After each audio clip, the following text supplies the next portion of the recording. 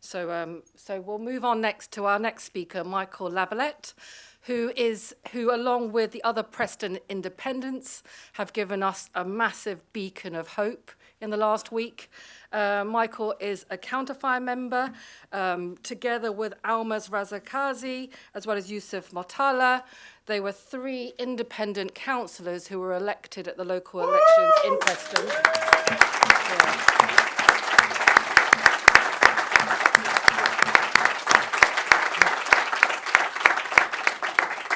They humiliated the Labour Party and they stopped reform in Preston, showing us that this can be done in all across the country. And Michael's going to share a few words now to help us learn about what we can do.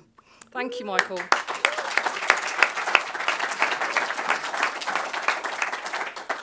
Thanks very much, comrades. I've got 2 sets of notes here because I changed them as Andrew was speaking, but I was trying and keep this coherent. I thought I'd start off just by giving people a little bit of history of my own engagement with electoral politics in case people don't know, and I want to draw out some of the lessons for that. But I was first elected as a councillor in Preston in 2003. I always blame John Rees for that because he phoned me a couple of weeks before the election and told me that no matter what, I wouldn't win, don't worry about it, but we need somebody to stand. And since then, my life has really been rather different from that occasion. 2003 was in the middle of the run-up to the Iraq War, and at that point I stood for an organisation called Socialist Alliance Against the War. I think I'm fairly unique in British politics because I have now stood in 4 or 5 local elections. I stood for Socialist Alliance Against the War. And then when I was re-elected, I stood for Respect. And then when I stood the next time, I was in something called Left List, and I just lost. And the following year, I was persuaded to stand again, and I was under pressure to call myself Trade Union and Socialist Coalition, which I never particularly liked either the name or what it was about. So I waited until 10 minutes before the close of nominations, then I put my forms in, at which point it was too late to get authentication from the National Office. So I didn't stand as a Tusk councillor, but nevertheless I was probably Tusk. And then this time I'm Preston Independent, so I'm not sure that there's many people who can claim that on 5 separate occasions there were 5 separate organisations, all representing some different manifestation of how the left thought that we could reorganise electoral politics, but that is my bugbear. Part of telling that story, of course, is because we have been here several times before. You know, when we left Socialist Alliance, when we were part of those organisations and we formed Respect, we were trying to build a left alternative to the Labour Party at that point in time. And if we look across Europe, there have been other examples of similar types of projects from Greece and Syriza, Germany and De Linke, People Before Profit in Ireland. There have been various attempts at various parts across Europe and the world to try and rebuild or to build left electoral alliances. And none of them have been successful as we would want them to be successful up to this point in time. That's not to be negative, but it is to say that we need to take cognizance of those efforts, think about what they did well and did right, and to think about what was wrong about those efforts. One of the things I think that we do have to learn the lesson for, in my opinion, having that unique position of being through all 5, is that we need to make sure that we always have a focus on the relationship between those who are elected and the movements from which they come from and the communities with which they represent. You know, last year when I stood in the general election, I was proud to stand for Preston Independence. We called ourselves Preston Independence, and we are an organisation in Preston called Preston Independence. We have been quite clear in Preston that when we use the word independent, what we mean is that we are independent of the political establishment because they have done us down for years and years and years. But we're not independent. We're part and parcel of the movements for change in this country. We grew up as Preston Independents because every week we were in the coach from Preston to go down to London to join the Palestine demonstrations. We were organising our demonstrations in Preston. We are embedded within the movement for Palestine. And then it's moved over, so they were then embedded in movements when they tried to privatise a hospital in Preston, or were they attacking schools? We are part and parcel of our communities, and we're part and parcel of those movements. So we're not independent in the sense that you've now elected Michael Lavalette, I'm the great man of history, I'm going to go off and just do whatever I think is best. It's not that kind of independent. And we need to say that it's that relationship between ourselves and the movements which keeps us disciplined as the elected representatives. Because otherwise what happens is that we go in and we get caught up in the electoral process. A very long time ago, so in 2003, when I was first elected, I quickly learned a lesson. The first meeting that I went to, as a councillor in Preston City Council, they had the first vote, which was to vote for the mayor. And this was a formal meeting in which in the entire history of Preston, I think nobody had ever voted against the nomination. But it went to the vote, hands up for the Tory to be the mayor, and 49 of the 50 councillors put their hands up. Hands up against, which was meant to be a formal thing, and I stood up, put my hand up and said, me. And there was this deadly silence. And afterwards he said, why did you do that? And I said, well, he was a Tory, he's for the war in Iraq, I'm not, and so I'm not voting for him. So part of it was, we have to be principled about the core things that we want to do. But the second meeting that you go to, you're then faced with a dilemma, because I can go to every council meeting and I can be on my own and get beat 49 votes to 1 on every single occasion, or else you have to try and work to split the other parties, to try and see where you can build alliances.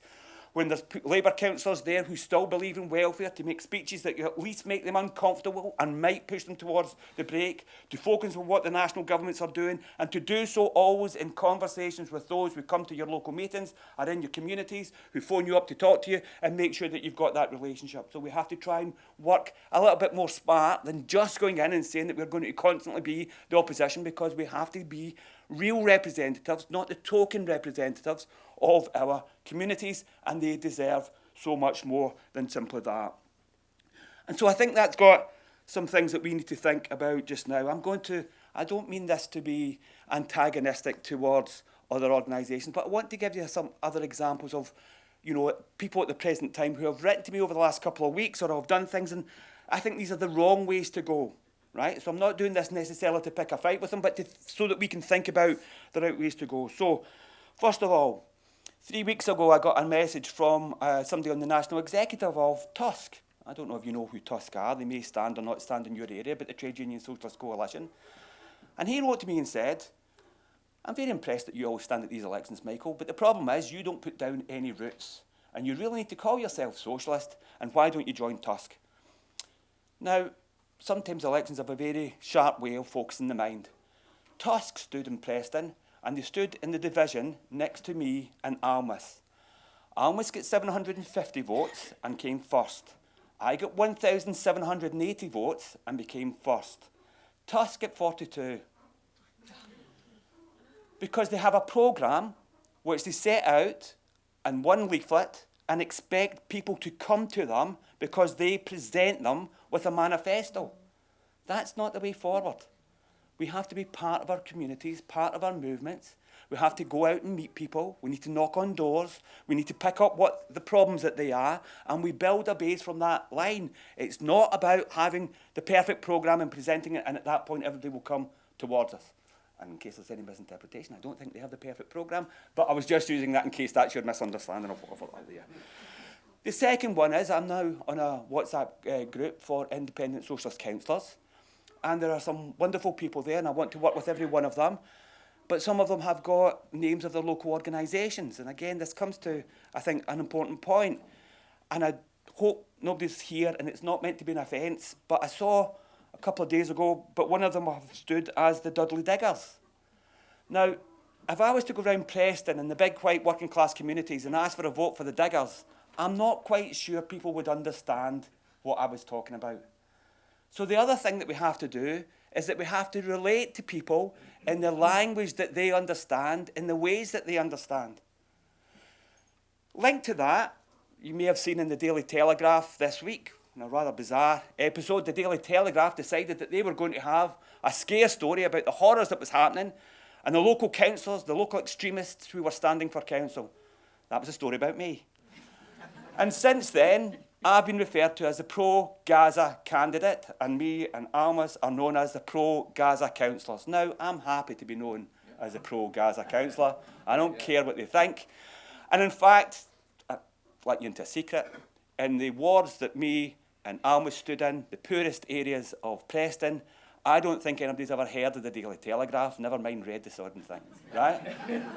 However, when I saw what they wrote about me, I put it on all my social medias. I asked us to distribute it because they had quotes from me defending the right of the Palestinian resistance and talking about the horrible role of Britain in the Middle East. They thought this was a horror story. I was quite proud for them to call me in that way. So they will try to do all those kind of things in that way. But if you looked at our literature over the last 4 weeks, actually, of course, Palestine was there. But on one of our main issues, our 6-point plan for Lancashire, it was point 6. The first 5 points were on defence of our National Health Service, defence of our local schools, the need for welfare, not warfare, etc. These were socialist demands, clear, but we were criticised because we didn't call ourselves socialists. But if you looked at what we called ourselves, then of course that was perfectly clear. If you looked at our second letter that went into everybody's home, actually, we didn't even mention Palestine. What it said was, and the final line is, we should be spending money on local services, on welfare, and not spending money on foreign wars, whether that is in Ukraine or in Palestine. That's the only mention to Palestine in that leaflet, and yet we have called the pro-Gaza independence, which we're happy to be called, but that's not what that was about. We raised demands which cut across the communities. And on the door, talking to older white people, it was about winter fuel allowances. It was about PIP. It was about fundamental issues, and many of those people voted for us as well. So, a couple of things. I've got 2 minutes to do. What does this mean for us? First of all, objectively, there is no doubt in my mind, as Andrew said, that the time, the demand for a left electoral alternative has never been as strong as this. I think the example of Preston is that in the 5 occasions that I've stood for local government, I think this is the most significant breakthrough that we've had. The divisions are larger. I used to stand for Preston City Council. That's a district council. The wards that we won on Friday are the equivalent of 3 times the size of those Preston City Councils. So bigger geographically and numerically. Each time I won, we tried to get other people elected each time and never succeeded. This time we have got 3. It's easier to roll over. When you are a sitting councillor, it's easier to roll over. This time I stood in the area where I had traditionally did not stand. I had never stood as a councillor where I won today. It's now the area that I live, and that's part of the reason there. So this was like coming from scratch from this one, although we had the general election to build on. But we've won 3 seats, 3 bigger constituencies, now covering 1/3 of Preston, the poorest parts of Preston, and we are their representatives. And these things are really, really significant. So it's about building from the bottom up. It's about being part of our communities. It's about being part of the movements for social change. And the final thing, that's the objective circumstances. The subjective is about what we do as a broad left to bring this into being, to think about the previous organisations that have been in the failings there, and therefore we have to get this relationship right between social movements and accountability in communities and the party that's there. And the final thing is a sort of plea for me. I want this national organisation to be there. I want to no longer have to call myself an independent because I am ambivalent about the word. I've badged it in a particular way, but it does also make me uneven. It would be better to call ourselves whatever that agreed entity is. I agree with Andrew, and one of the things that I said in my local stuff and in the media, I said that, look, councillors don't get paid, but they get allowances. And those allowances are for loss of wages, and Alma's worked, and so she won't get paid for, she goes, so her allowance will cover that. But I'm a pensioner, I've got a well pension, and I made it clear that I'm going to give my allowances away because my allowances will go. Some of it will go to Counterfire, some of it will go to Preston Independent, and the rest of it will go to projects in my area that I work with, because I didn't do this for money, neither did Almas, neither did Yusuf. We want to represent people, and we've made that clear. Final thing, it's got to be bottom up, there's got to be that relationship. That then leads to a very specific question for comrades in this room, Counterfire members. You see, we have to be part of this process, but we have a very important role to play in that process, because the new organisation doesn't come without ideological formation. And we want to be part of the socialist heart of whatever this new party will be. And we want to be part in building that, expanding that, and giving it the kind of directionality that we think is important. For the 5 elections that I've been there, I have never been an independent. I am not an independent now. I'm a proud member of Counterfire and a proud member of a network in Preston that is built across those movements. I'm not independent. I'm part of those networks, and building those networks with socialists in the heart and key positions. We want that vision of expanding that left organisation as part of the social movements will mean that we have a chance of building a left electoral alternative to Labour, because objectively the demand has never been so great.